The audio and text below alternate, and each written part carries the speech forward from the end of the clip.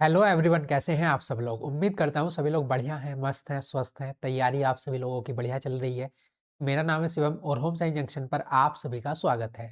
तो हमने जो है हमारा जो पेपर हुआ था डोमेस्टिक साइंस टीजीटी का 14 दिसंबर 2025 को, तो उसके हम रीजनिंग वाले पार्ट को कवर कर रहे थे। आधे क्वेश्चन हमने कर लिए थे, 10 क्वेश्चन तक। 10 क्वेश्चन और बचे हैं, तो उसे हम आज की क्लास में कवर करने वाले हैं।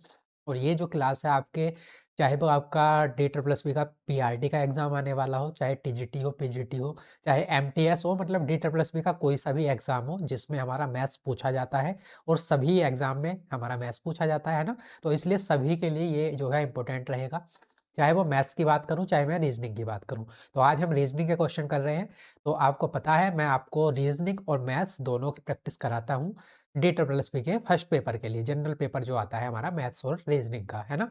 और सिर्फ क्वेश्चन सोल्व कराना मेन मोटिव नहीं है। मेन मोटिव है कि कम टाइम में पेपर को सोल्व करना और अपनी जो है टाइम मैनेजमेंट को सबसे ज़्यादा प्रायोरिटी देना। ठीक है, तो उसी के अकॉर्डिंग मैं सारी चीज़ें आपको बताता हूँ। अगर मुझे रीजनिंग के क्वेश्चन सोल्व कराने हैं आपको, तो मैं बताता हूँ कि ये ऐसे होगा, लेकिन जो एग्ज़ाम अप्रोच है वो सबसे पहले मैं आपको बताता हूँ। ठीक है, आपने पहले देखा भी होगा, अगर आपने पहले प्रैक्टिस सेट मेरे साथ सोल्व किए हैं, तो मैं अप्रोच वही वाली रखता हूँ जो हमें एग्जाम में रखनी है, जिससे कि हमारा टाइम सेव हो सके। क्योंकि मेन मोटिव है टाइम सेव करना। क्वेश्चन रीजनिंग के बहुत आसान है, सब कर लेंगे। मेन बात है टाइम के अंदर कौन कर पाएगा, क्योंकि आपको पता है सेक्शन वाइज हमारा पेपर खुलता है ना। तो इसलिए टाइम मैनेजमेंट सबसे ज़्यादा जरूरी हो जाता है। अब हम डेली जो है रीजनिंग और मैथ्स की प्रैक्टिस करेंगे।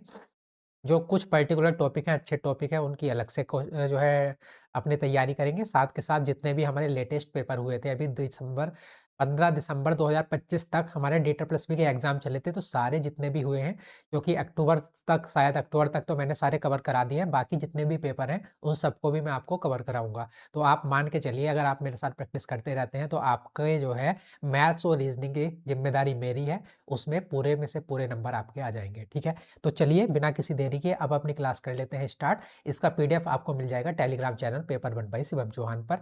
इसके 10 क्वेश्चन हमने कर लिए थे ऑलरेडी। आज क्वेश्चन नंबर 11 से हम अपनी क्लास को करते हैं स्टार्ट। ठीक है, क्वेश्चन नंबर 11 है, यहाँ पर बोल रहा है अभी ये, which letter number group will replace question mark to complete the series logically. तो यहाँ पर एक आपको सीरीज दे रखी है, यहाँ पर लेटर सीरीज भी है, नंबर दोनों मिक्स सीरीज दे रखी है।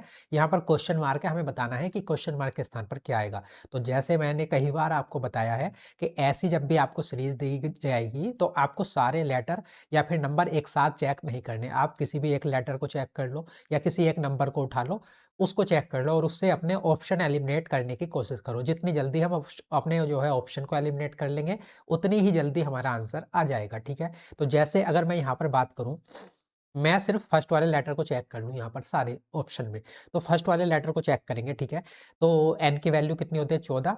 और तो अगर आप इधर से इधर चलोगे तो आप देख रहे हो 14 से हो गया सी, मतलब माइनस करना पड़ेगा। और अगर हम इधर से इधर चलेंगे उल्टा, तो हमें प्लस करना पड़ेगा। और आपको पता है प्लस करना हमेशा ही आसान रहता है, या फिर हमारा थोड़ा सा कम समय लगता है। मुश्किल माइनस करना भी नहीं है, मुश्किल घटाना भी नहीं है, लेकिन प्लस करना फिर भी एक फ्लो में होता है ना। तो हम इधर से कर लेंगे, बात सेम की सेम है। अब देखिए v की प्लेस वैल्यू होती है 22 और g की प्लेस वैल्यू होती है 7। तो 22 से आगे चलोगे 26, क्योंकि लेटर कितने होते हैं हमारे पास, 26 जेड तक। तो 22 प्लस 4 हो गए 26। फिर से a से काउंटिंग स्टार्ट होती है, a की प्लेस वैल्यू 1, तो ये g की वैल्यू होती है 7। तो 22 प्लस 4 26, 4 प्लस 7 11। तो टोटल गैप कितने का है, अगर आप यहाँ पर देखो टोटल गैप है +11 का। ठीक है, ऐसे ही अगर आप यहाँ पर देखो तो c की प्लेस वैल्यू 3, n की प्लेस वैल्यू 14, कितने का गैप है, +11 का गैप है। तो पैटर्न आप समझ पा रहे हो, +11 का गैप, तो यहाँ पर भी +11 का ही गैप होगा। तो जे की प्लेस वैल्यू 7, 7 प्लस 11 कितना हो जाएगा, यहाँ पर हो जाएगा 18। और 18 प्लेस वैल्यू किसकी होती है, आर की होती है। तो आप समझ गए, आर place value sorry 18 place value आर की होती है, मतलब जो पहला लेटर आएगा हमारा वो आर आना चाहिए। अब चार ऑप्शन में देख लो, यहाँ पर क्यू है, नहीं हो सकता, यहाँ पर क्यू है, नहीं हो सकता, यहाँ पर आर है, हो सकता है, यहाँ पर ऐसा नहीं हो सकता। तो तीन ऑप्शन हमने एलिमिनेट कर दिए, चौथा ऑप्शन यहाँ पर आर है, यही हो जाएगा हमारा करेक्ट आंसर। अब ना तो आपको अगले दो लेटर चेक करने हैं, ना ही ये नंबर चेक करना है, हमारा आंसर आ चुका है। तो आपको एग्जाम में यही अप्रोच रखनी है और इसी अप्रोच की मैं प्रैक्टिस आपको कराऊंगा अभी। ठीक है, आगे बढ़ें, अगला क्वेश्चन देखते हैं, क्वेश्चन नंबर 12। क्वेश्चन नंबर 12 है, तो यहाँ पर देखिए चार ग्रुप दे रखे हैं, चार जो है आपको ऑप्शन दे रखे हैं, चार में से तीन एक जैसे हैं, सिमिलर है बिल्कुल, एक टू मतलब उनमें जो है लॉजिक जो अप्लाई हो रहा है बिल्कुल सेम है। एक ऑप्शन अलग है, तो उस एक ऑप्शन जो अलग है उसको हमें ढूँढ के निकालना है, ठीक है? तो यहाँ पर भी हम सेम अप्रोच रखेंगे। यहाँ पर 3 लेटर है, आप 3 के 3 चेक मत करो। आप सिर्फ़ एक मतलब बाद के 2 लेटर चेक कर लो, या स्टार्टिंग के 2 या स्टार्टिंग और लास्ट के। सिर्फ़ 2 लेटर यहाँ पर चेक करेंगे, ठीक है? तो देखिए के की प्लेस वैल्यू 11, एल की 12, 11 + 1 12, 15 + 1 16, 14 + 1 15, और यहाँ पर देखिए कितना हो रहा है 0, क्योंकि x है और यहाँ पर भी x है, तो यहाँ पर कितना हो रहा है +0। तो अगर आप यहाँ पर देखोगे स्टार्टिंग के 3 लेटर 3 ऑप्शन में लास्ट के 2 लेटर में कितने का गैप है, +1 का, जबकि यहाँ पर 0, यही वाला ऑप्शन इन तीनों से अलग है, यही हो जाएगा हमारा करेक्ट आंसर। अब एक बात और है, तो जैसे ये प्लेस वैल्यू, के की प्लेस वैल्यू 11, एल की प्लेस वैल्यू 12, जी की प्लेस वैल्यू 7, अगर आपको ये याद नहीं है तो इसको याद करना पड़ेगा। अगर किसी को प्रॉब्लम हो रही है इनकी प्लेस वैल्यू याद करने में, तो आप मुझको जो है वीडियो के नीचे बता देना, मैं आपको दोबारा से बताऊँगा कि इनको हमें कैसे याद रखना है। क्योंकि आप मान के चलिए, अगर प्लेस वैल्यू याद नहीं है तो आपका बहुत सारा समय जो है बर्बाद होने वाला है, जब आप एग्ज़ाम देने हाँ, तो मैं बोल रहा था कि अगर आपको प्लेस वैल्यू याद नहीं है, प्लेस वैल्यू याद करने में प्रॉब्लम आ रही है, तो आप वीडियो के नीचे मुझे बता सकते हैं, मैं आपको बताऊँगा, क्योंकि प्लेस वैल्यू याद होना बहुत ज़्यादा ज़रूरी है। अगर आपकी प्लेस वैल्यू याद नहीं है, तो आपका टाइम जो है एग्ज़ाम में बहुत ज़्यादा लगेगा। रीज़निंग अगर आपको अच्छे मतलब कम समय के अंदर करनी है, तो प्लेस वैल्यू याद होना ये कंपल्सरी चीज़ है, ठीक है? किसी को भी प्रॉब्लम हो तो बता देना, ठीक है? आगे बढ़ जाएँ, अगला क्वेश्चन देखते हैं, क्वेश्चन नंबर 13। तो ये देखिए क्वेश्चन है हमारा अरेंजमेंट वाला है। यहाँ पर ये हिंदी में है, आगे इंग्लिश में भी दिख रहा है आपको। अब क्वेश्चन है, क्वेश्चन को जैसे-जैसे बोला है वैसे-वैसे हम करते चलेंगे। तो ये 2025 का ट्रेंडिंग क्वेश्चन रहा है इस टाइप का। यहाँ पर ये बोल रहा है एस, ए, बी, जी, ई और एफ एक ही इमारत की 6 अलग-अलग जो है, अलग-अलग सतह पर तल पर रहते हैं। इमारत में सबसे नीचे वाले तल का क्रमांक 1 है, उसके ऊपर वाले तल का क्रमांक 2 और इसी प्रकार सबसे ऊपर वाले तल का क्रमांक 6 है, ठीक है? तो यहाँ पर एक इमारत है 6, 5, 4, 3, 2, 1, ठीक है? तो सबसे नीचे वाला जो फ्लोर है उसका क्रमांक है 1 और सबसे ऊपर वाले का है 6, इस प्रकार से ये है ना? तो हमने 6 के 6 जो फ्लोर है उनकी यहाँ पर नंबरिंग कर ली। अब जो कंडीशन दे रखी है हमको, जी के ऊपर केवल 3 व्यक्ति रहते हैं। अब ये कह रहा है कि जी के ऊपर केवल 3 व्यक्ति रहते हैं, तो जी कहाँ पर होगा? देखिए 1, 2, 3, केवल 3 रहते हैं जी के ऊपर, तो जी यहाँ पर रहा होगा 3rd फ्लोर पर, क्योंकि इसके ऊपर केवल केवल जो है 3 व्यक्ति रहते हैं, ठीक है? F एक सम संख्या वाले तल पर रहता है, लेकिन G के नीचे नहीं रहता है। तो F एक सम संख्या वाले तल पर रहता है, इवन नंबर वाले तल पर। इवन नंबर यहाँ पर कौन-कौन से हैं? 2, 4 और 6, तो इन पर कौन रहता है? F, लेकिन कंडीशन क्या है? वो G के नीचे नहीं रहता, तो G यहाँ पर है मतलब 2 पर नहीं रहता होगा, कहाँ पर रहता होगा? या तो वो रहेगा यहाँ पर 4 पर, या फिर रहेगा यहाँ पर 6 पर, ठीक है? 6 पर भी रह सकता है, 4 पर भी, वो हमें आगे पता चलेगा। ई वी के नीचे, अब ये कह रहा है कि ई कहाँ पर रहता है, तो ई वी के तो नीचे रहता है, लेकिन ए के ऊपर रहता है ना? ये जो ई है वो बी के तो नीचे रहता है और ए के ऊपर रहता है, एस एफ के ऊपर नहीं रहता है। और ये कह रहा है कि भाई जो एस है वो एफ के ऊपर नहीं रहता है, ठीक है? वी और एफ के बीच में कितने व्यक्ति रहते हैं ये हमें बताना है। तो ये इन्फॉर्मेशन हमारे पास है और ये सारी इन्फॉर्मेशन हमारे पास है। इसके अकॉर्डिंग हमें सबसे पहले यहाँ पर चीज़ों को अरेंज करना पड़ेगा। अब देखिए यहाँ पर कंडीशन क्या है कि एस जो है एफ के ऊपर तो रहता नहीं है, ठीक है? तो अ, एस यहाँ पर भी हो सकता है, वो तो कहीं पर भी हो सकता है। उसके बाद देखिए वी, ई और ए, तो भई अगर मैं मान लूँ कि एफ यहाँ पर रहता है, मैंने मान लिया एफ यहाँ पर रहता है, ठीक है? तो जो है इसके तो बहुत सारे हमारे अरेंजमेंट बन सकते हैं, बहुत सारी पॉसिबिलिटी हो सकती है। जैसे कि अगर मैं पहली की बात करूँ कि हमने माना कि एफ रहता है यहाँ पर, ठीक है? तो एफ यहाँ पर हो गया। अब ये कह रहा है कि एस जो है एफ के ऊपर नहीं रहता, तो हमने मान लिया कि भई एस अगर ऊपर नहीं रहता तो नीचे तो रह सकता है, हमने मान लिया एस यहाँ पर रहता होगा, ठीक है? और एस यहाँ पर रहता है और देखिए इसके अकॉर्डिंग ऊपर लिख देंगे हम बी को, उसके नीचे ई और उसके नीचे आई। ठीक है? ये भी एक जो है हमारा कॉम्बिनेशन हो सकता है। दूसरे अगर मैं कॉम्बिनेशन की बात करूँ, तो देखिए यहाँ पर लिख लेते हैं 1, 2, 3, 4, 5, 6, ठीक है? अब उसमें देखिए जी तो हमारा फिक्स था 3 नंबर पर ही आना है। अब देखिए अब की बार मैंने एफ को यहाँ पर रखा था, अब की बार मैं मान लेता हूँ कि एफ हमारा यहाँ पर है। अगर एफ यहाँ पर है तो एस फिर कहीं पर भी हो सकता है। तो मान लिया हमने एस है यहाँ पर, उसके बाद ये तीनों यहाँ पर आ जाएँगे। वी, ई और ए, है ना? और इसके भी मतलब और भी बहुत सारे कॉम्बिनेशन हमारे बन सकते हैं। अब हमसे क्या पूछा है, वी और एफ के बीच में कितने व्यक्ति रहते हैं? तो अगर आप यहाँ पर देखो वी और एफ के बीच में कितने रहते हैं? केवल 1। अगर आप यहाँ पर देखोगे तो वी और एफ के बीच में कितने रहते हैं? 2। तो और भी बहुत सारे कॉम्बिनेशन बन सकते हैं। तो इस क्वेश्चन में मुझे प्रॉब्लम लग रही है कि शायद ये क्वेश्चन गलत था, क्योंकि इसके बहुत सारे आंसर पॉसिबल हो सकते हैं। कोई एक डेफिनेट इसका आंसर नहीं आ रहा, क्योंकि ये तो मैंने 2 कॉम्बिनेशन आपको बनाकर दिखाए। यहाँ पर और भी कॉम्बिनेशन बन सकते हैं। आप एफ को यहीं पर फिक्स रखो, उसके बाद क्या करो, एस को यहाँ पर लिख दो, तब भी ये कॉम्बिनेशन बन जाएगा और यही कंडीशन फॉलो करेगा। तो यहाँ पर बहुत सारे कॉम्बिनेशन हो सकते हैं, लेकिन जो आंसर दिया गया था आंसर की में, वो दिया गया था इसका 3, ये वाला। लेकिन इसके बहुत सारे आंसर हो सकते हैं, तो शायद ये जो क्वेश्चन था वो गलत था। ठीक है, आगे बढ़ जाएं। तो आप समझ तो गए होंगे ऐसा क्वेश्चन हमें कैसे करना है। क्वेश्चन नंबर है 14 अब हमारे सामने। तो ये 7 बॉक्स रखे गए हैं एक के ऊपर एक। तो सबसे पहले 7 बॉक्स है तो 7 नंबरिंग कर लो। 7 6 5 4 3 2 और 1। ठीक है, 7 बॉक्स है तो 7 नंबरिंग कर लेते हैं। उसके बाद ये कह रहा है कि भाई जरूरी नहीं है कि इसी क्रम में हो। एफ को नीचे से दूसरे स्थान पर रखा गया है। एफ को कहां पर रखा गया है? नीचे से दूसरे स्थान पर। तो नीचे से दूसरे स्थान पर कौन है? एफ। एफ और क्यू के बीच केवल 3 बॉक्स रखे हैं। अब ये कह रहा है कि एफ और क्यू के बीच में केवल 3 बॉक्स रखे हैं। एफ तो फिक्स है, तो इधर तो हो नहीं सकते, ऊपर ही रखे होंगे। तो 1 2 3, एफ और क्यू के बीच में कितने बॉक्स रखे हैं? 3। तो यहाँ पर 3 बॉक्स रख दिए। अब ये कह रहा है कि R को F के नीचे किसी स्थान पर रखा गया। R को F के नीचे किसी स्थान पर रखा गया, तो F यहाँ पर है, तो R तो यहीं पर आएगा। Q और C के बीच केवल S रखा है, और कह रहा है कि Q और C के बीच में केवल S रखा है, तो Q यहाँ पर है, तो C को मुझे यहाँ पर रखना पड़ेगा, क्योंकि Q और C के बीच में कौन रखा है? केवल S रखा है। E को Q के ऊपर किसी स्थान पर रखा गया है। अब ये कह रहा है कि E को Q के ऊपर किसी स्थान पर, तो E आ जाएगा यहाँ पर, क्योंकि Q तो ऑलरेडी यहाँ पर है। बचा हुआ क्या है? तो बचा हुआ C भी हो गया हमारे पास, D बचा है, तो D आ जाएगा यहाँ पर। तो हमारा अरेंजमेंट कंप्लीट है। अब हमें क्या बताना था? R और E के बीच में कितने बॉक्स रखे हैं? तो देखिए R कहाँ पर है? यहाँ पर। और E कहाँ पर है? यहाँ पर। इन दोनों के बीच में कितने बॉक्स हैं? 1 2 3 4 5 बॉक्स रखे हैं, तो 5 सेकंड ऑप्शन हो जाएगा हमारा करेक्ट आंसर। नेक्स्ट क्वेश्चन देखते हैं।